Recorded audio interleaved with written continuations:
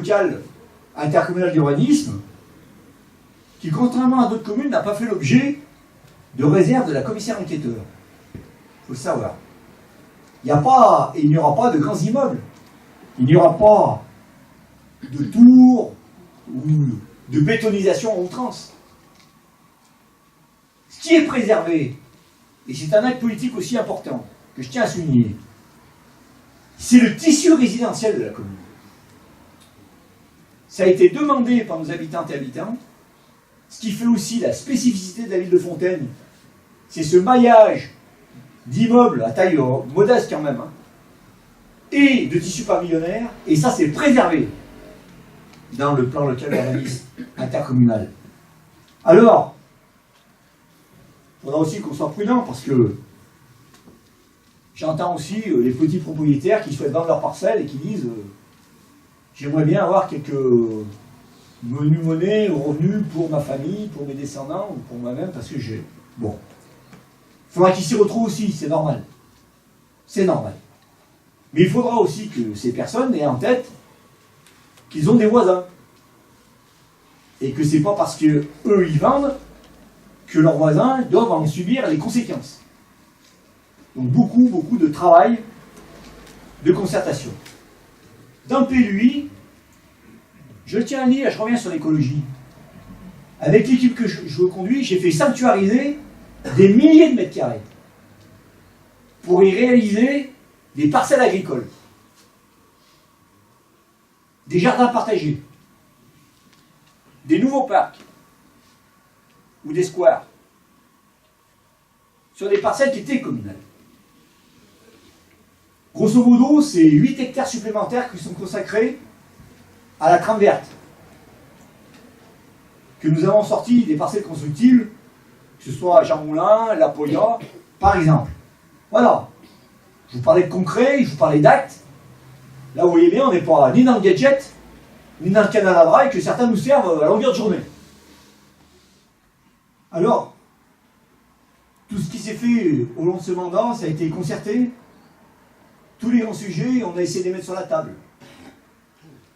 La sécurité, les impôts, la sécurité sociale, des sujets comme les compteurs Linky, il y a des réunions publiques, les antennes relais, les portes du Vercors, les déplacements, la 480, la métropole apaisée, les déchets et les ordures ménagères.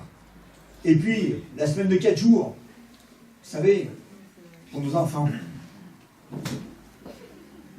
Je peux dire, et j'en ai la fierté, qu'avec l'équipe que j'ai conduite, nous avons préparé l'avenir en rendant possible et réalisable le grand projet des portes du Vercors. Logement, loisirs, câbles, trams, cinéma.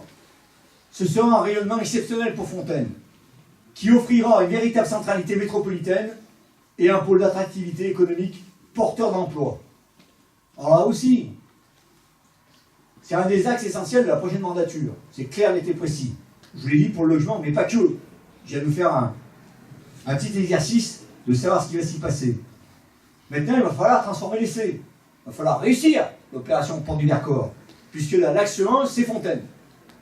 Mettre un toit sur la tête à tout le monde, c'est aussi une ambition légitime. Quand je vois les critiques par rapport aux logements sociaux qu'on peut entendre en lien avec la bétonisation, je rappelle qu'à Fontaine, on répond simplement à nos obligations. Et nous en sommes fiers, on est à 27%. Et que dans les portes du Vercors, nous serons au mieux, au plus à 25%. C'est-à-dire qu'on maintiendra. Par contre, ce qui est important, c'est peut-être de réfléchir à l'harmonisation des répartitions. Voilà, ça c'est un autre sujet. Mais honnêtement, il devrait rougir, il devrait avoir honte d'opposer l'individuel au collectif, le privé et le public. C'est pas comme ça qu'on fonctionne. Il faut absolument que tout le monde ait le droit de vivre et que tout le monde ait le droit d'avoir un toit avec des loyers modérés. Et puis, il y a quelque chose aussi sur laquelle il va falloir qu'on travaille, c'est l'urbanisme participatif. C'est-à-dire que construire aussi une ville ensemble, d'une manière harmonieuse. Et là, pour le coup, toutes les bonnes volontés, elles sont les bienvenues. Et les ateliers sont faits pour ça. Et puis, entre nous, je vous l'ai dit, hein, dans ce mandat, nous avons été capables de freiner l'appétit des promoteurs. Là aussi, il faut avoir du courage politique. Il faut l'assumer. Il va falloir que ce quartier, que ce morceau de territoire métropolitain, il soit beau. Il soit acceptable et agréable à vivre. Il faut qu'il soit le plus nature possible. Mais il faut également qu'il y ait des enseignes attractives et utiles pour les Fontainoises et les Fontainois. Mais pas que. Pour les habitants de la rive gauche de Rac, et également pour les habitants du Vercors, de par sa position géographique.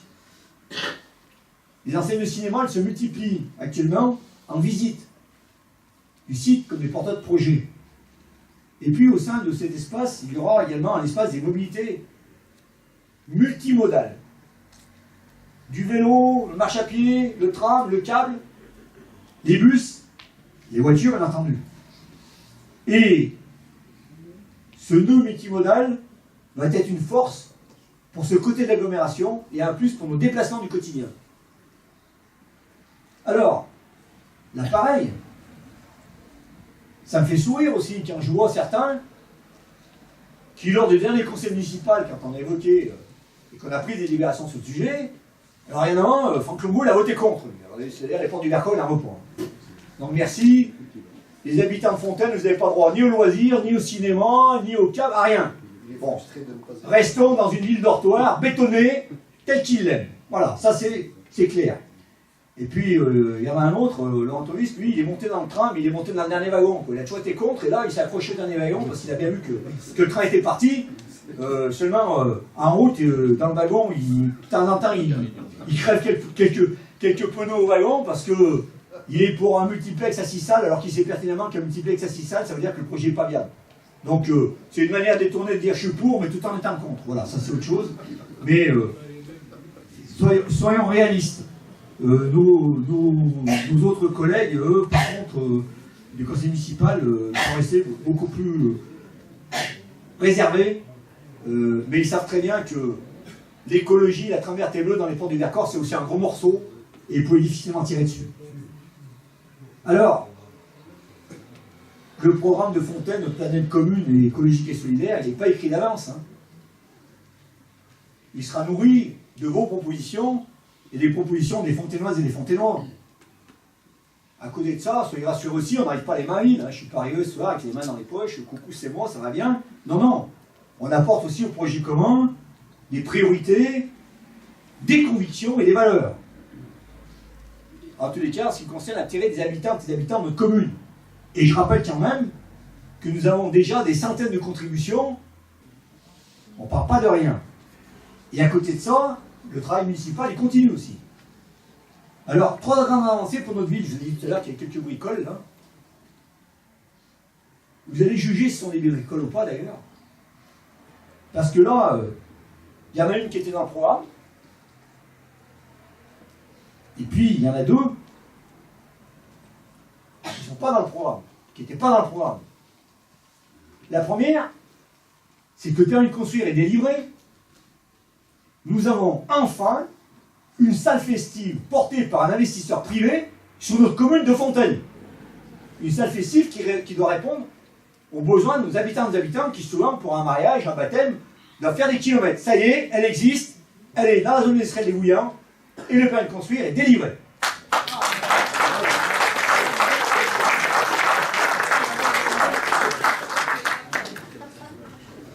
La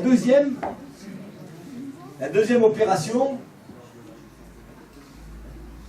les nouvelles sont bonnes, l'opération est délicate et difficile, mais l'espoir est là, c'est l'achat programmé de l'église Saint-François d'Assise, pour empêcher la transformation de ce bâtiment historique en logement et en faire un futur fleuron pour notre patrimoine et notre vie culturelle.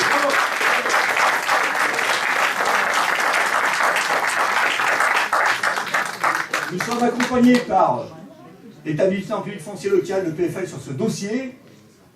Et aujourd'hui, les négociations sont ouvertes et l'espoir est grand de maintenir ce patrimoine.